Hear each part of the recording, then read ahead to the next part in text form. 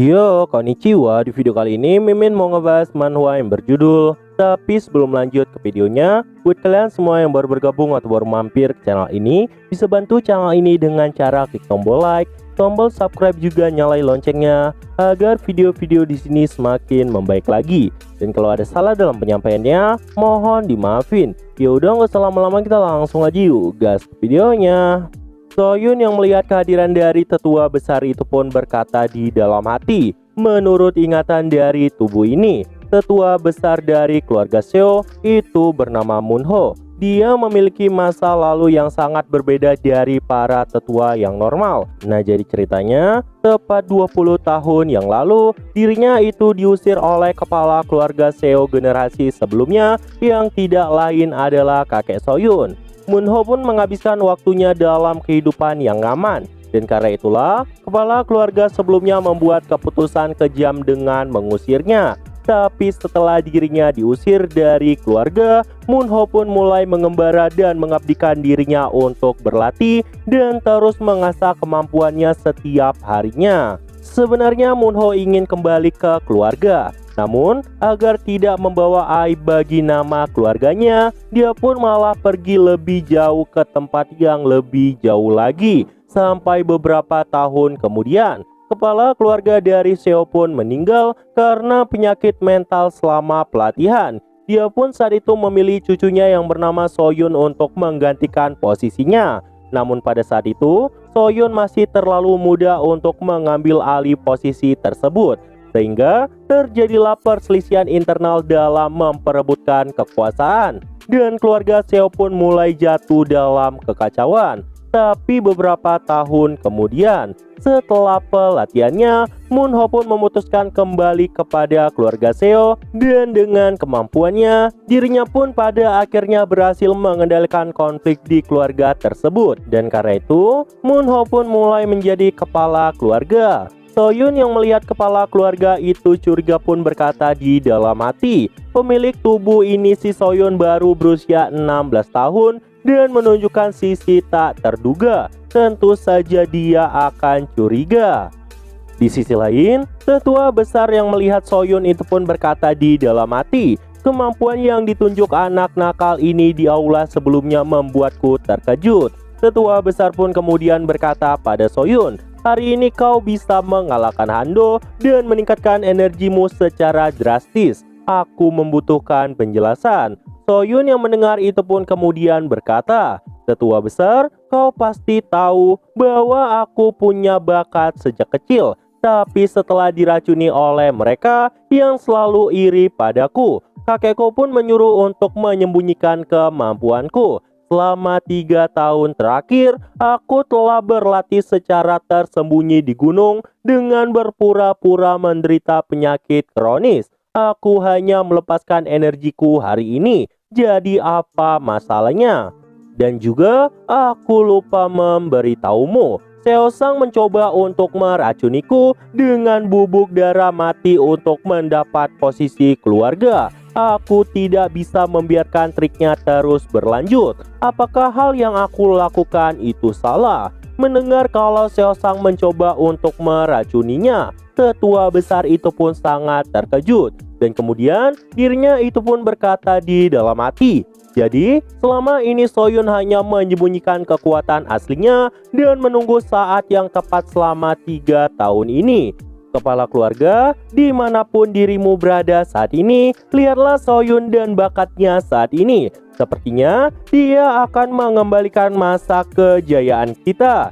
Dan kemudian tetua besar pun memberikan hormat kepada Soyun sambil berkata, Tuan muda, maafkan saya atas kecerobohanku yang menyebabkanmu menghadapi cobaan yang begitu kejam. Soyun yang mendengar itu pun langsung meraih tangan tetua besar sambil berkata, tidak masalah, aku tidak berencana untuk membiarkan emosi masa lalu mempengaruhi masa kini.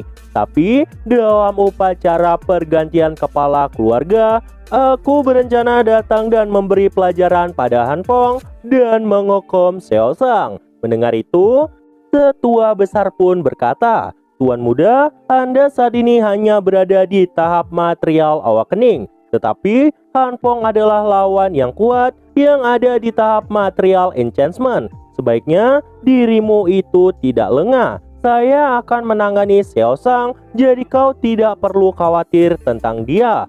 Mendengar itu, Soyun pun berkata, jika dirimu yang bilang begitu, aku akan meninggalkan masalah itu di tanganmu. Oh iya, aku sebenarnya membutuhkan obat dari toko herbal keluarga. Jadi, bisakah kau mengambilnya untukku? Tetua besar yang mendengar itu pun berkata bahwa dirinya akan mengirimkan obat yang diminta oleh Soyun melalui pelayan keesokan harinya. Dan kemudian, kepala keluarga pun memberikan token resmi kepada Soyun. Dan dengan token itu, Soyun bisa mendapatkan obat dari toko herbal manapun. Tetua besar juga berkata agar Soyun tidak ragu untuk meminta bantuan padanya. Dan setelah itu, dirinya itu pun pergi dari sana. Soyun pun saat itu mengucapkan makasih. Setelah tetua besar keluar dari ruangan itu, muncullah seseorang tepat di belakangnya. Tetua besar yang menyadari kehadiran dari orang itu pun bertanya, apa yang kau maksud menarik? Apakah itu energi dari Tuan Muda? Mendengar itu, orang itu pun kembali berkata, tetapi saya tidak berpikir bahwa energi universal adalah sumber kekuatannya. Ini pertama kalinya aku melihat hal seperti itu, jadi aku bahkan sampai terkejut. Tetua besar pun kembali berkata, memang ini sangat menarik seperti yang kau katakan sebelumnya. By the way, jangan muncul lagi di hadapanku. Dan yang terpenting, jangan berpikir untuk menghalangi Tuan Muda. Mendengar itu, orang itu pun langsung memberikan hormat dan mematuhi perintahnya. Dan keesokan harinya, Soyun pun saat itu terbangun dari tidurnya. Soyun yang baru bangun itu pun berkata di dalam hati, karena aku terus meningkatkan kekuatanku, sulit rasanya menyerap energi sekarang. Dan untuk menembus batasku, sepertinya aku membutuhkan obat kuno itu. Dan jika aku harus bertahan di dunia yang lebih kompetitif, aku harus memulihkan kondisi puncakku sesegera mungkin. Namun gak lama, datanglah seseorang yang berkata, Tuan Muda, ini adalah obat-obatan yang saya siapkan sesuai perintah dari tetua besar. Soyun yang menerima obat itu pun mengucapkan makasih. Dan setelah melihat isinya, Soyun pun kembali berkata di dalam hati, di benua terkemuka ini, orang membutuhkan waktu setidaknya 3 hari untuk mendapatkannya. Ini hebat, aku bahkan bisa mendapat dengan cepat di sini. Karena tidak ada tungku logam, aku hanya perlu menggunakan energi divine-ku untuk memurnikannya. Soyun pun saat itu mulai memurnikan obat-obat yang diberikan sebelumnya. Dan setelah itu, Soyun pun kembali berkata di dalam hati, kembali ke benua terkemuka. Aku hanya bisa mendapatkan 1 kotak obat kultivasi rendah dengan energi divine. Ini mengejutkan bahwa mereka menyiapkan 3 kali lipat dari jumlah itu di sini.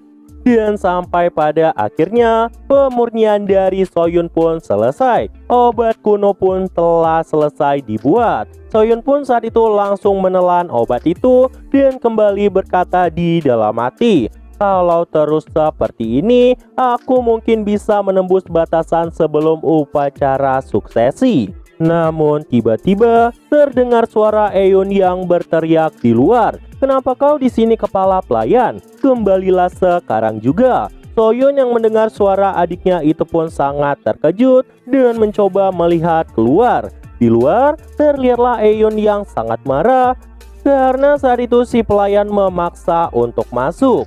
Bahkan si pelayan saat itu sampai berani melancarkan serangan kepada Eun. Soyun yang mengetahui hal itu pun langsung menyerangnya.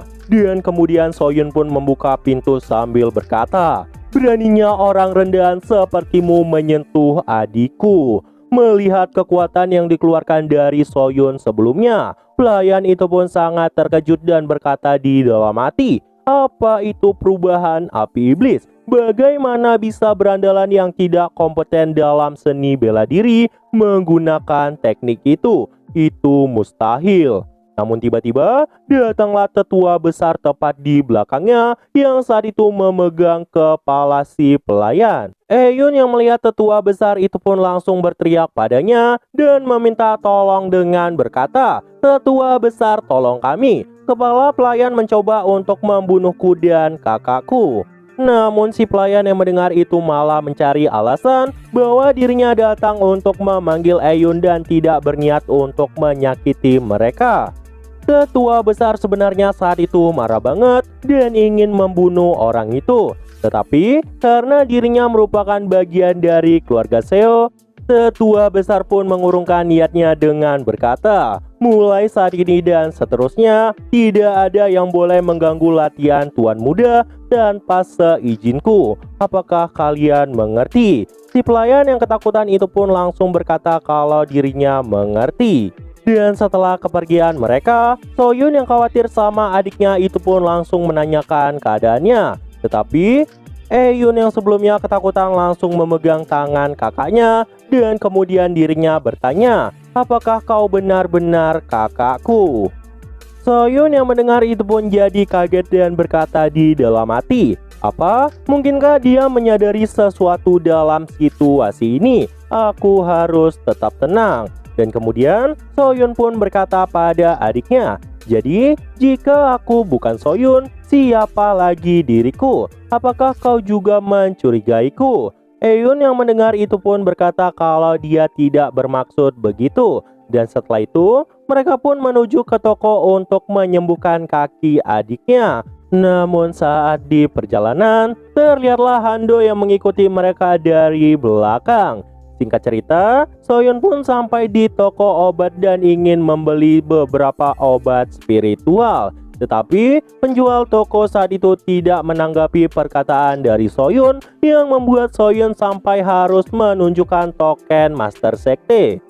Si pelayan yang melihat token dari kepala keluarga itu pun menjadi kaget dan kemudian langsung bertanya, "Herbar spiritual jenis apa yang Tuan butuhkan?" Soyun pun langsung bertanya, dirinya itu membutuhkan jamur Lingzi yang berusia 1000 tahun. Mendengar itu, penjaga toko pun sangat kaget dan berkata, "Berusia 1000 tahun? Maafkan saya, tetapi ini adalah bahan yang sangat langka.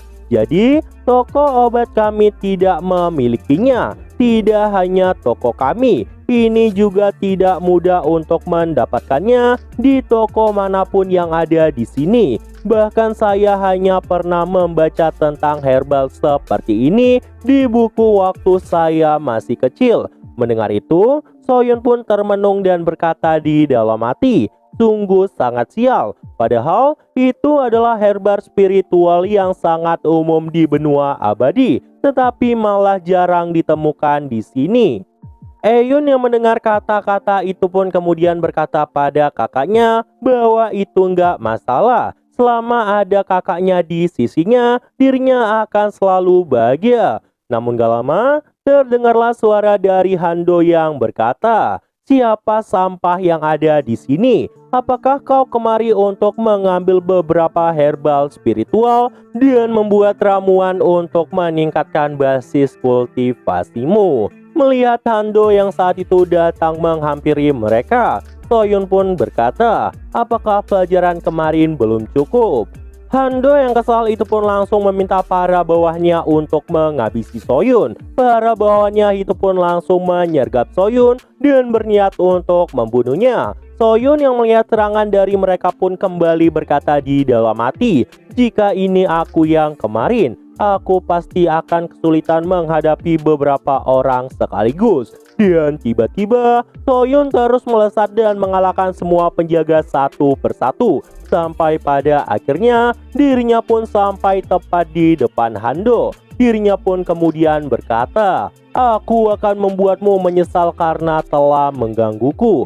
Soyun pun langsung melepaskan serangannya tepat ke arah Hando. Hando yang menerima serangan itu pun langsung terkapar di sana. Orang-orang yang melihat itu pun ketakutan karena mereka tahu kalau Hando adalah anak kedua dari keluarga Han. Gak lama datanglah Han Fong ke sana yang bertanya, apa terjadi sesuatu yang menyebabkan banyak orang berkumpul. Namun ketika dirinya melihat saudaranya terkapar di sana, dirinya pun menjadi khawatir. Dan setelah melihat keberadaan dari Soyun, Han Phong pun bertanya, "Soyun, apa yang kau lakukan kepada adikku? Dan kalian semua, kenapa kalian tidak melindungi adikku?" Mendengar itu, para penjaga pun langsung ketakutan dan memberikan penjelasan kalau mereka nggak bisa bereaksi dari serangan Soyun.